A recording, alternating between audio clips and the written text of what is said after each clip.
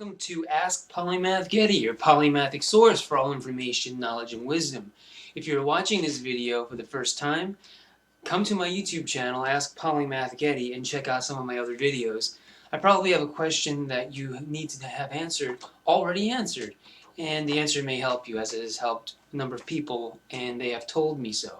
So I hope that this question and the answer can help you in your journey, in your quest in this life, and also some of the other questions that I have answered will help you as well. If they do, that's great. Please thumbs up the video, like the video, comment the video, and pass the video around. Very important that you make this viral, because I'm doing this for you guys, really. I'm not really benefiting from it other than just hearing myself talk and practicing getting out of my shell. So other than that, hopefully I'm helping you guys out here. So we have a question from Tim in San Francisco.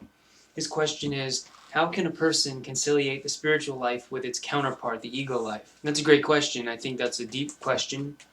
A lot of people never come up with the answer to that in their whole lives. And some that do are misled or deceived or confused. And I want to simplify this for people because I don't really think it has to be that complicated. I think you just have to think a very certain way, think very clearly and purely, and understand the divine self very distinctly, and once you do, everything else just kind of falls into place.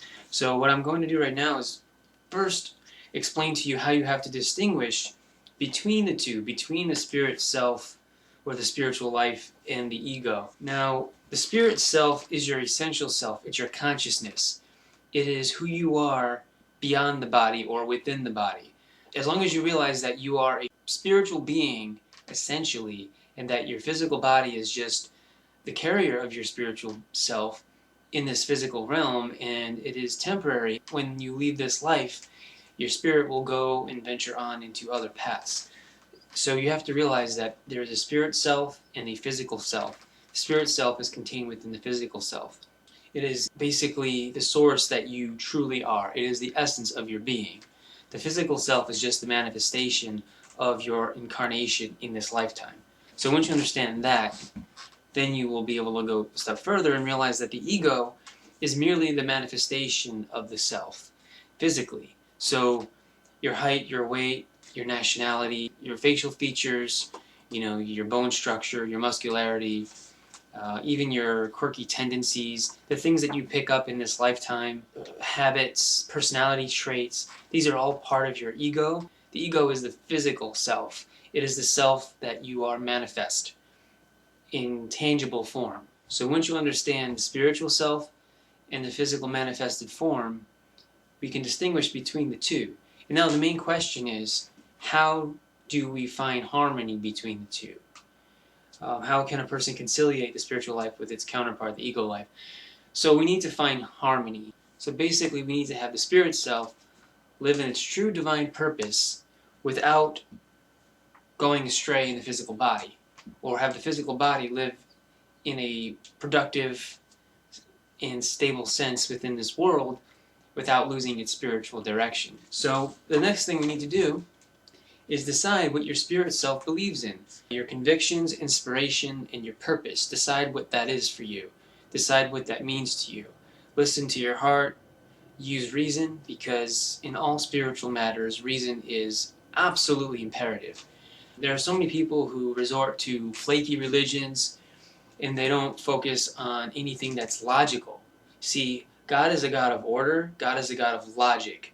All things are created with a certain sense of order and structure. There is intelligent design in the universe, okay? And so we need to decide how we can make sense of things intelligently. The truth is not this strange thing that is supposed to conflict with logic. You're not supposed to find God by ignoring logic. In fact, by finding God, logic will be renewed and made more clear and more evident. And it will seem more sensible to you as well once you fully understand it. That said, decide what your purpose is and be inspired to do something that will fulfill that purpose in a sort of conceptual way. Don't worry about so much how your body and your physical self will carry out the goals and responsibilities of obtaining your spiritual calling. Just focus on what your spiritual essence is and what your purpose is, what you truly believe in, what your soul is telling you. And once you have that figured out, and once you have decided upon that firmly, then you decide how your physical manifestation, all the limitations associated with your physical body, all the possibilities associated with your physical body, which also, by the way, includes your brain, find how you can match your spiritual purpose and your spiritual inclinations and calling and beliefs with your physical self. So if your spiritual calling is something grand, something magnanimous, you want your body to be able to carry out the deeds that fall under the umbrella of magnanimous, grandiose, phenomenal accomplishments. Now you have to decide exactly what that is. For me, I'm artistic, I'm philosophical, I'm analytical. I think that covers it for the most part. And so I need to find actual physical occupations that manifest those understandings. Oh yeah, also empathetic. So I have to incorporate empathy and understanding others and psychology into the mix. So as a musician, as a writer, as an artist, I'm able to incorporate my own personal spiritual self, my own spiritual calling, with physical occupations that my body in this lifetime can carry out. You understand? So I have a spiritual sense of who I am, and I need to have physical deeds to carry out these spiritual beliefs. So if I believe spiritually in loving one another, that we all are essentially one in some form, and if I believe that, one's innovation and one's imagination and expression enrich lives and expand awareness to certain things, then I have to find an occupation like drawing, writing, colorfully, music that expresses the same sentiments my spirit is telling me I must live up to. See? So you have to understand there's a transmutation happening. Your spirit has to believe in something, and you have to feel compelled and convicted by it. And then your body has to find ways that you can incorporate these convictions into physical deeds. So you need to find out what your spiritual beliefs are, who you are spiritually, because that's going to guide you, that's going to be your compass. And once you understand that, then you have to kind of manifest those abstract concepts into concrete physical form, because you are a spiritual being in a concrete physical form. You have a body, and you have a mind, and it's made of matter. And because of this matter, we're matter in motion with it, basically all its energy, but we're matter in motion.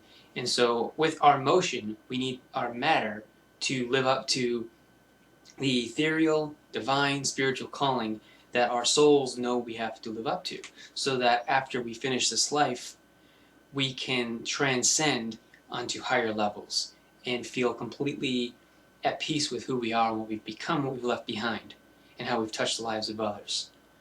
So I hope I answered your question pretty well. Your spiritual self has to coexist with your physical manifestation of who you are.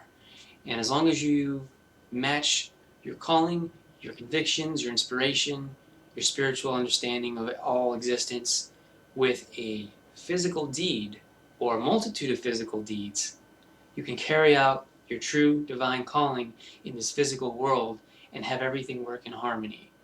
You see, your body shouldn't be in contention with your spirit.